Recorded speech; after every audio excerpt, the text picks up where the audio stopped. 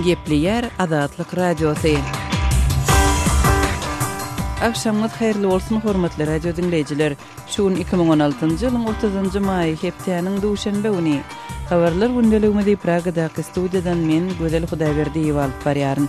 Şuňky programmamyzda Gyrgyz resmiýetleri sosiallikda oturan etnik özbek siýasat aktivisti Azimjan Askarowyň jaýyny elinden almak boýunça çärelerini dowam etdirýärler. Gulnara Kojaýewa Askarowyň Bazar Korgonowasynyňky öýüni suw tarapyndan çykarylan höküme laýyklykda hökümetiň konfiskasiýa etjekdigini aýtdy. Türkmenistanda haly sunwaty bayram edilip wasp edilýärkä türkmen halyçylarynyň zähmetiniň girdejiligi nähili.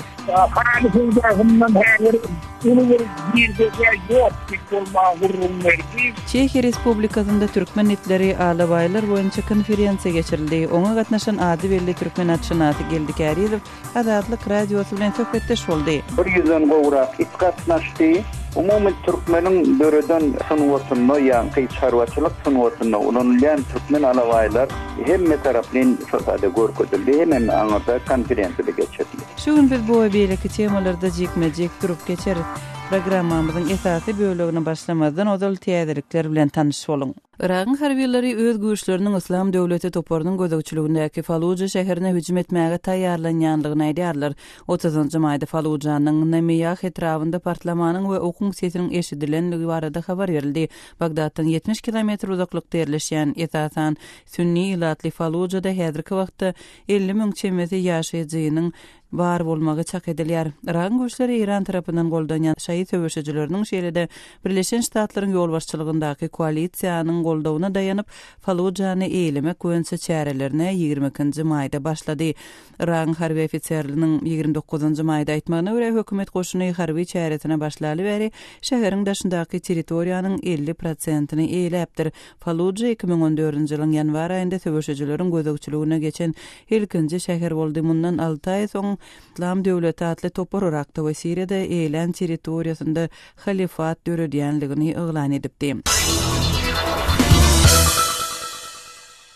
Kırgızstanyň prezidenti Almazbek Atambayew hökümetdäki wezipä çalyşygynyň dowamynda Içeri işler ministri Melis Turganbayewiň wezipesinden çekilmegini kabul etdi. Prezidentiň medeniýet gullugynyň 30-njy maýda aýtmagyna görä Atambayew Içeri işler ministriniň wezipesini ýerine ýetirjek Bişkegiň şäher polisiýasynyň başlygy Kaşgar Yunus Şaliýewi belläp hökümetden ony bu wezipede tasdiklamagy sorapdyr.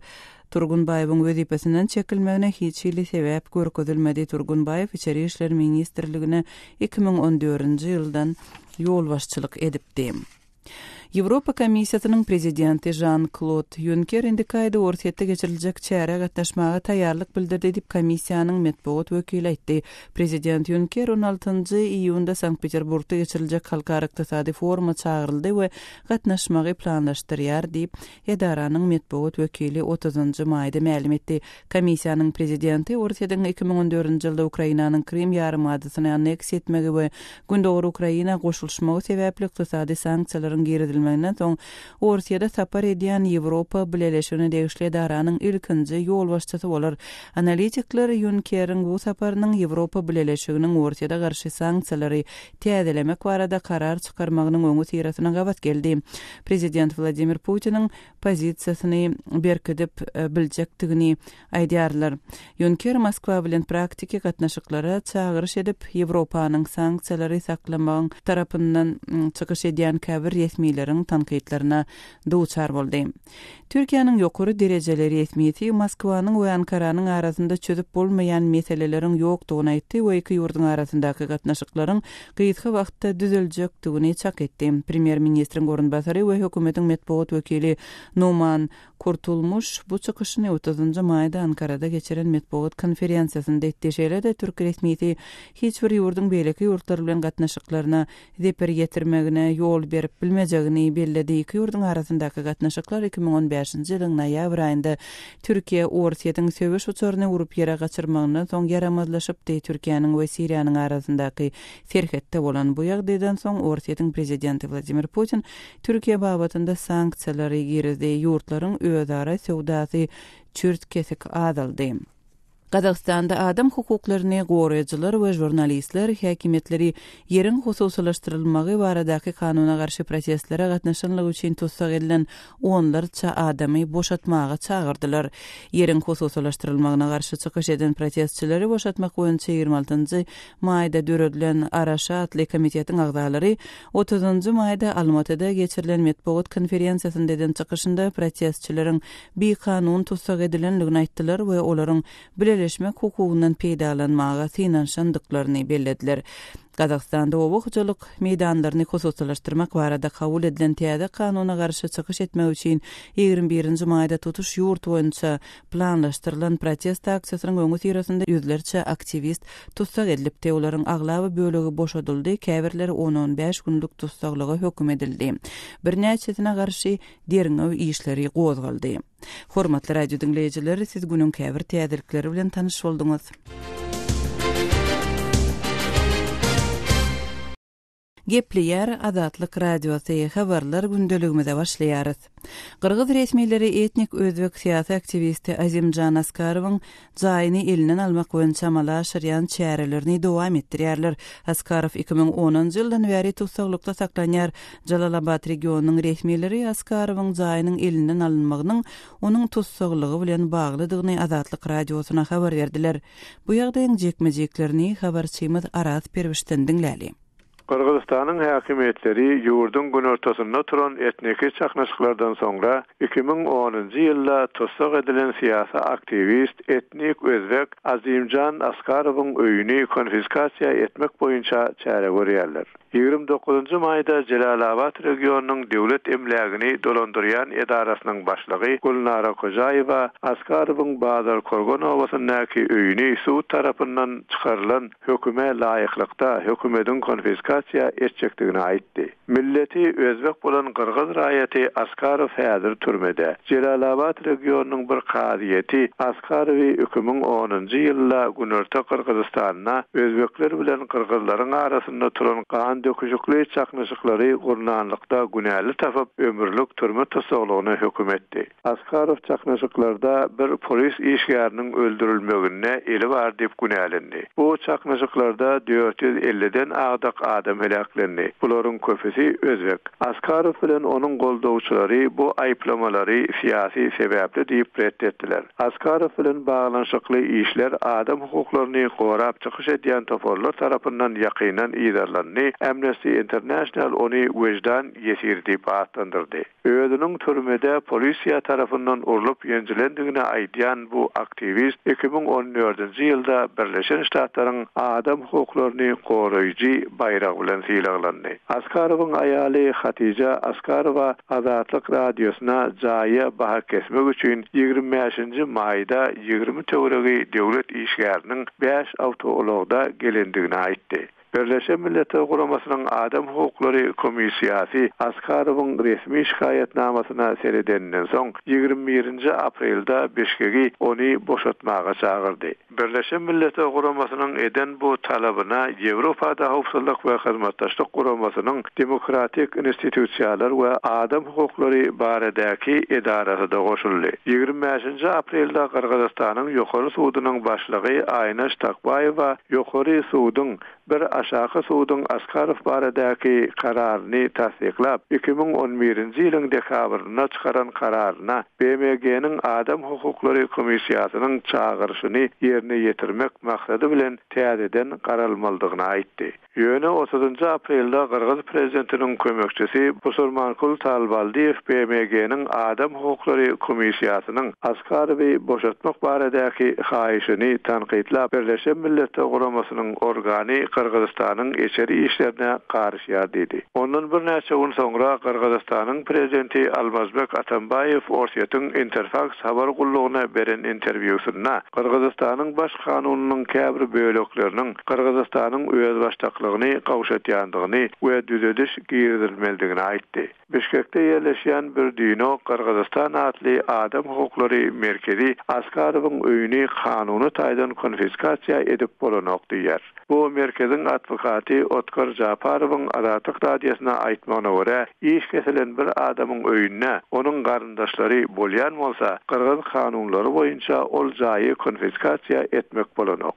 Kırgızstanyň baş kanuny raýatlaryna öz hukuklaryny gorap, halkara kaziýetlerine ýüz tutmaga ruhsat edýär. Kırgız häkimetleri hem bu guramalaryň çykaran kararlaryny ýerine ýetirmeli. Habarçymyz Arat Perwişiň maglumatyny dinlediňiz.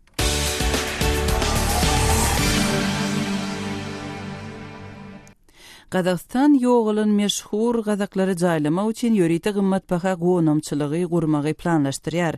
Habar berilişine görä, Astananyň golaýynda gurulmagy göz öňünde tutulýan bu panteona $235 milyon goý berilir. Qazaq resmiýetleriniň bu plany ilat köpçüliginde nägilelik döretdi.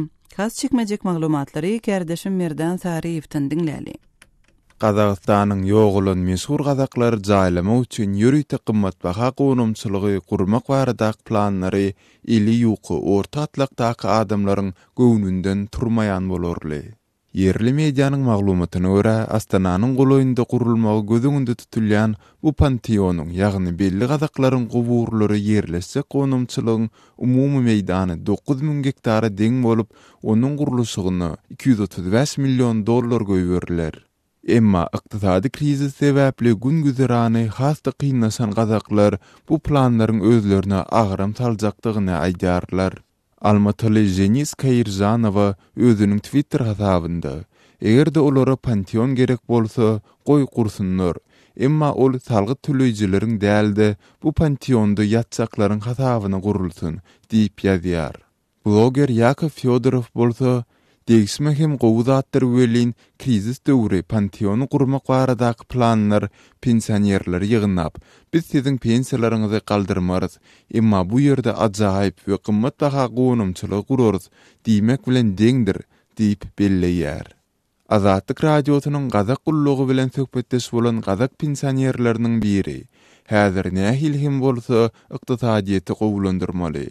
Biz pensionerler edil dilekçi ýaly bolup ýaşaýarys. Biziň pensiýalarymyz diýsen az, biz tutuş ömrümizi isläp geçirdik ahyryň, diýip öz nägileligini bildirýär. Panteonu gurmak baradaky planlar şuýl ýaz yglan edilende bu ýurduň adaty grazdanlaryny diýsen haýran galdyrypdy. Muny ilkinji bolup Medeniýet we Sport ministri Arsitanek Muhammeddiýuli kommentirledi.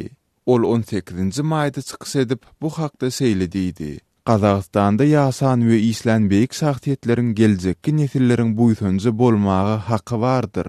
Şol sebäpli biz panteonu gurmagy borçlydyrys. Astanyň şäher geňeşligi bu proýekt üçin 26-njy maýda 1400 hektar ýeri bölüp berenden soň panteonyň gurulmak ähtimallygy ýene-de bir ädim öňe ilerledi. Düýbi Almatyda ýerleşen tewekkelçilikleri teljerýän toparyň başlygy Dosum Satpaýew gurrunga gidýän $1 milyon bu proýektiň ýaşaýjylarynda diňe bir aladalanma däldi, eýse öýkü kinäni hem döredýändigine aýdýar. Gepin gerdisine görä ýatlatsak şu ýylyň başynda Nazarbayew energi teristleriniň dünýä bazaryndaky bahalarynyň pese gaçmagy bilen Qazaqstanlylary ýorgunyna görä aýak uzatmagy ündäpdi. Sosial ulgamlardaky gahry azapdan soň häkimetler panteon bilen baglylykdaky planlaryna täzeden garaýany meňzeýär. Ykdysadyet ministri Kuandyk Bişimbayew 27-nji maýda çykyş edip panteonyň guruluşy üçin ne şu ýyl, ne de geljek ýyl üçin maliýe teristleriniň göýberlendigini aýan etdi. Her niçikde bolsa panteon bilen baglylykdaky esasy, ýagny bu ýerde kimler jaýlanar, diýen sorak köpleri gyzyklandyrýan bolsa gerek. Satbayewiň pikiriçe, bu ýerleri taryhda belli iş bitiren gazaklar däldi, häzirki häkimet başyndakylar eýelerler. Almatyly garaşsyz siýasy gözegçi Sergey Duvanow panteonyň ýeki kişi 75 ýaşly Nursultan Nazarbayew üçin niýetlenendigini aýdýar. Nazarbayew energiýa resurslaryna baý Qazaqstana 1989-njy ýyldan bäri baş tutanlyk edip gelýär.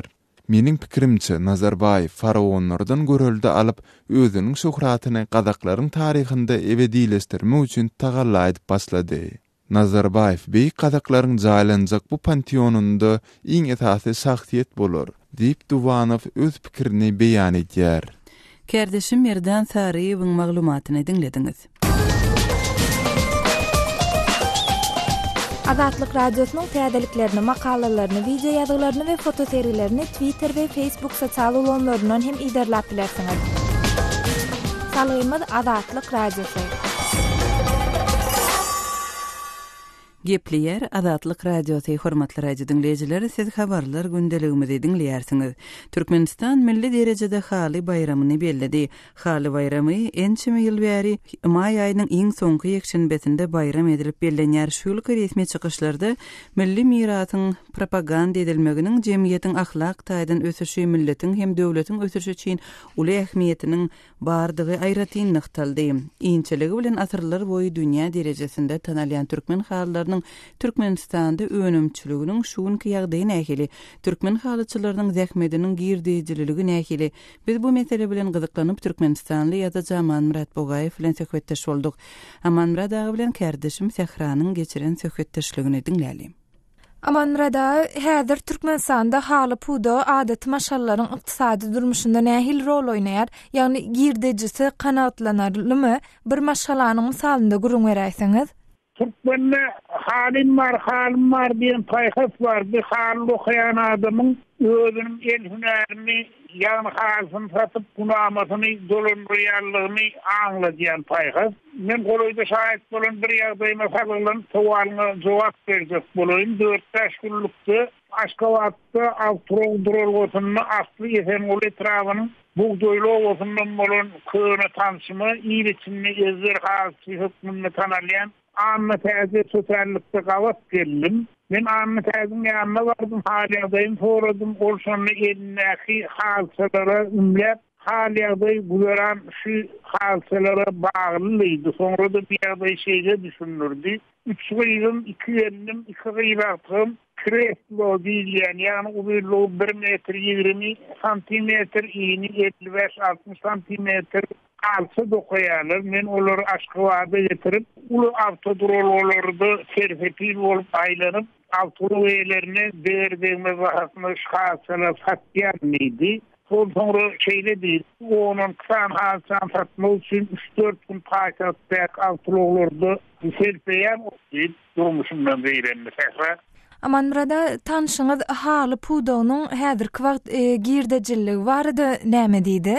Haly pudonyň haly okap günahmasyny dolandyrjak bolýan adamlary ýok diýen, ýani diňe şol özüniň maşgala hojalygyny dolamaga zordan bir kalan diýenliklerini aýtdy. Ondan da deňeşdirme üçin bir şeýle muhaly getirdi. Ýetler döwri haly fewdahy erkinli İnse de kolon büyük halini uzunluğu 5 metre, iyini 2 metre 80 santi olan halini makbuayal ul şehirleri asıldan onu yere degenme in adamın 3,5 rubla yani hazır kaza vesilfek $4,000 satın alyadılar deyip kurum verdi.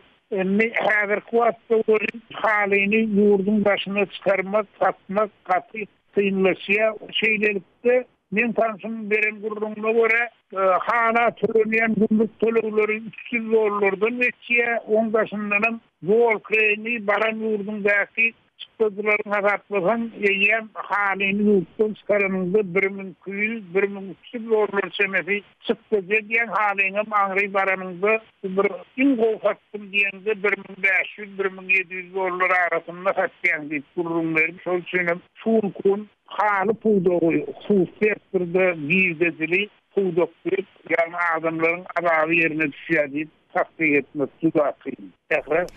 Amanmurada bir halçynyň öz halysyny islen bazarynda satmak mümkinçiligi nähile?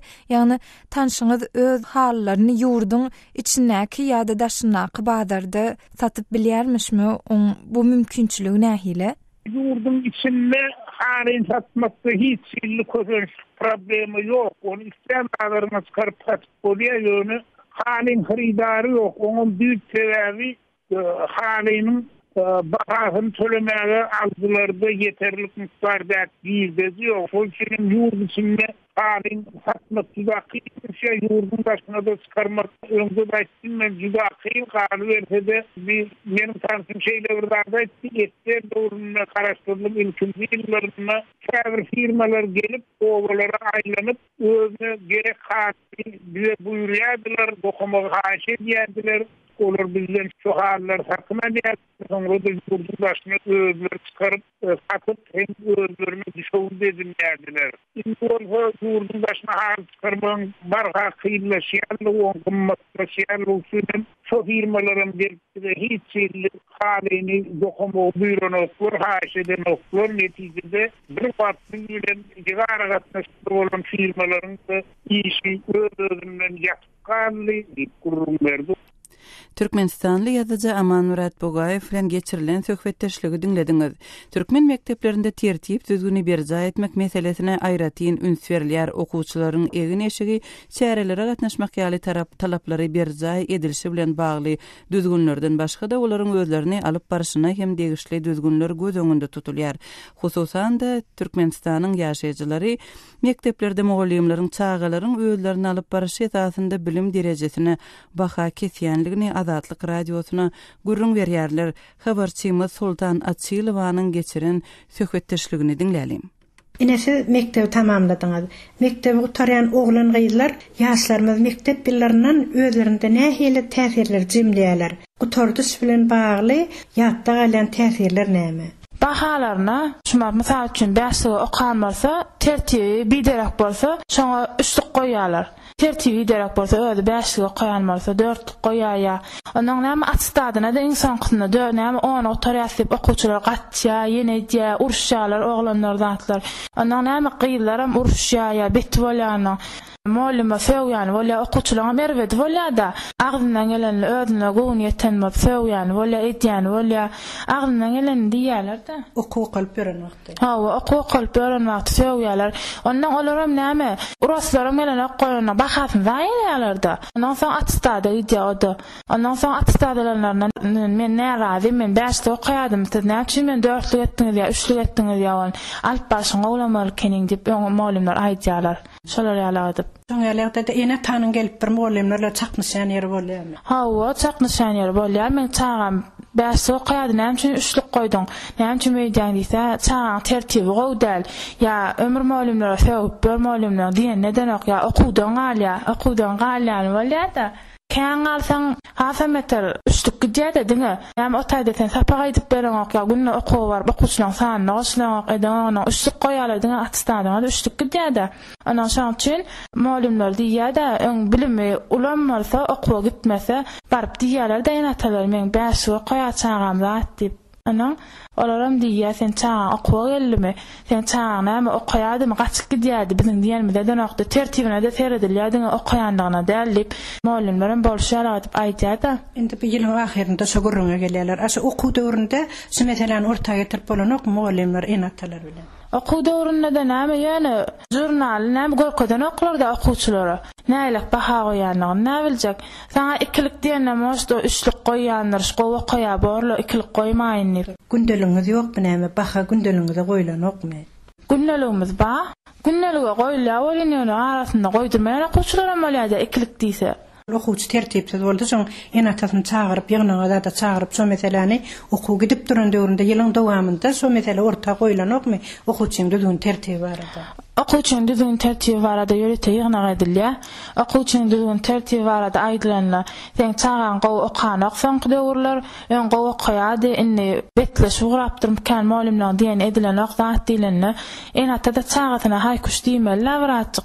Käýemeli, zat etmeli. Onuň näme käýe ýandyramaly, most okuwçy näme beýleki bet okuwçylar bolsa, şoňalyk bolýar da, o da ýana gatyran näýlik bolsa şoňalyk bolýar. Onuň şoň ugruna gidýär da, onuň näme olikligasa o diklig alýar, o betligese o da betlig edip şoňalyk baha birden goýulan wagtdan bolýar da. Indi hoş bolan zatlar näme okuwçylaryň mektepden gowy bir ýatlarynda gowy galýan zatlar näme? Gowy atlama. Gowy atlama galýan wagtlar bolanda şu muallimler bilen üç bir ýere gidenlerine oturmana nemene çüllüýdi zatdy oturmana gidenlerine şonda ýatlama galya şonda hedil bollay oturupdyk molummy bilen dip şonda ýatlama galya da bayra gidipdik oturupdyk dip ýatlama galya da başga şo näme çara akdilýär adedilýär merjenlerine nakdýalar goýan okuçylar bäşe goýan okuçylary hedil bolly birinji alyp geldik dip ana sport bäşe nakdýalar ıglamaga onu birinji alyp dip gelýärler şolarak ýatlamalar bolýar begen gelýärmakda bolýar da okuçylar. Sağ olun. Habarçymy Sultan Atsilowanyň şol Türkmenistanyň orta mekdepleriniň birini tamamlan adynyň eferde tutulmagyny islemedik. Türkmenistanda bilen geçiren söhbetdeşligini dinlediňiz. Hormatly radio dinleýijiler, Azatlyk radiosynyň gepleşiklerinde gozgalýan meseleler barada sizde nähili maglumat bar? Sizi öz tejribeleriňizi paýlaşmaga we öz pikir garaýşlaryňyzy ma'lum etmäge çagyrýarys. Munuň üçin Azatlyk radiosynyň azathabar.com websaýtyna şeýle-de Facebookda Azatlyk radiosy we Kontakty sosial ulgamynda Azat Habar sahypalarymyza tesvir ýazyň. azathabar.com websaýtymyzda Türkmenistandan derweden.net ýa-da garagum.info proxy saýtlar arkaly girip bolýar. Habarlar gündeligimizi dowam etdirýäris. Çekiýa Respublikasynda türkmen itleri alawaýlar boýunça konferensiýa geçirildi. Dürli ýurtlardan baran bilermenleriň gatnaşmagynda geçirilen bu ýyllyk halkara çäretine ady belli türkmen atşynasy Geldi Kärizow hem gatnaşdy. Çekiýada türkmen itleri boýunça geçirilen bu çäre şeýle-de türkmen itleri alawaýlar meselesi barada Geldi Kärizow bilen geçirilen söhbetdeşligi dinläliň. Söhbetdeşligi kärdeşim Merdan Sariýew geçirdi. Geldaýynda Çekiýada türkmen alawaýlaryna başlanyp ýürüti bir çäre geçirilipdir. Siz moňa gatnaşdyňyz. Şu çäre barada maglumat beräýsiňiz. Umumy çäre barada gurrun bersem 27-sine, 28-ne, 29-na Jasna diýilen şäheriň gapdaryna şol türkmen alawaýlara bagyşlanyp ýamyr 8-nji ýyl ýyly giderli konferensiýa geçýär. Russiýadan, Ukrainadan, umumy Ýewropa ýurtlarynyň köpüsinden gatnaşan adamken hemem öz alawaýlaryny getirdiler. Umumy 100-den gowrak it gatnaşdy. Umumy türkmeniň böreden sunuwatyny, ýa-ni çarwaçylyk sunuwatyny ulanýan türkmen alawaýlar hemme taraplan şolada görkezildi, hemem aňyrda konferensiýa geçirildi. Indi geldiň bu çäranyň gurunajylary kim bolup çykyş etdi? Türkmen alawaýlarynyň ýurty halkara guramasy barmy, assosiasiýasy barmy? Gurunajylar kimdi we Türkmenistan tarapyndan gatnaşan adamlar boldumy bu çäre? Türkmenistan tarapyndan Geldi Kärizow bilen Ýuliýa Serebryň gatnaşdy. Biz onun aňyrdan ýene-de bir türkmen alawaýlara ünsberip beren adam bar, Farida Balkonowa diýip geldi. Bu zatlar gurnan bärde Çekiýanyň Ýewropaň şinaslary gurnadylar. Demek Türkmenistan hökümetiniň bu çäre ýa-da bu gurama hiç kil dahyly ýok bolup çykýardy. Yo, dahyly ýok, hiç kil dahyly ýok. Geldagy indi şu konferensiýa atnaşan daşar ýurtlylar türkmen alawaý hakda näme pikirde, näme diýerler? Türkmen alawaýlar ýaýran ýerine ony ýöne öz gapysyny gowurup saklap duran adamlar. Emma ýöne ýa-ni sygyrmany saklap, ýyr şahly, oň şahly mallar saklap köpeldip berenler bar. Şolaryň hemmeti höwes bilen şol möje garşy, aýa garşy, ol kiçirak tilki olara hadawan der. Şolaryň hemmesine türkmen alawaýlaryň mert durýanyny, gaýdusuz durýanyny hemmeti nokta aýtdylar. Indi geldi şu Türkmenistandaky alawaýlaryň ýagdaýy bar dedi bir kelama söz aýdaýsaňyz. Türkmenistandaky alawaýlar umumy erwetdäl gidişi sebebi Çin'den geçirilip ýör, çopanlary nemedilýär. Ýöne bir 5-10 ýyl bäri ýanky Orsiýetden, Gazagystanyň başga tohumlar bilen garlan itlerden getirilýäni bar. Onu ýedýän bir gatken adamam ne belli bir san adam bar. Şol niýede daýurak bir pewhüräwit bolsa getirýärler, oňam tohum köpelip barýar. Ve Turani, Yamali, Perhati, ýene bir sanyny getirip ýörler. Olar biziň arasa türkmen alawaýlamady daşyndan gowrusy ulurak bir pewhüräwit bolsa, şolar bilen garşdyrýan ýagdaýlar bar. Ol näwer gowdatýar. Ýöne türkmen sanyny hakyky bu zady gowurup uğruna qowulaşyp ýören ýigit gatyken ýaş olanlar bar. ula adamlar, qartaşan adamlar, umumy Türkmenistan'a alawaýlara üns berilýär, oňa söz ýok. Ýöne hökümetin oňa hiç ýeri dahyly ýeri ýok. Gaýta muny uruşdurýar diýip gowlap ýöremedeler. Ýani onu Çin'den geçirmesen ol möjege diýme ol. Onu Çin'den geçirmeli ýöne tapan itiň çopany berip bolanaga. Ol bir giden sunwat, ol näçe min ýyllar. Oňa bir hili şeritçileri bir gelen tizrak. Umum Sovet Soýuzynyň märi gelen düşünje bilen beredilýär. Kardeşim Yerdan Tariýewiň Avreli Türkmen atşynaty geldi Kariýew bilen geçiren söhbetdeşligini dinlediňiz. Hormatly radio dinleýijiler, şunuň bilen ýarym sagatlyk habarlar gündeligimiziň şuňky sanyny jemleýäris. Saatlara kesmeden soň gepleşigimizi ýazgy görnüşinde dinläp bilersiňiz.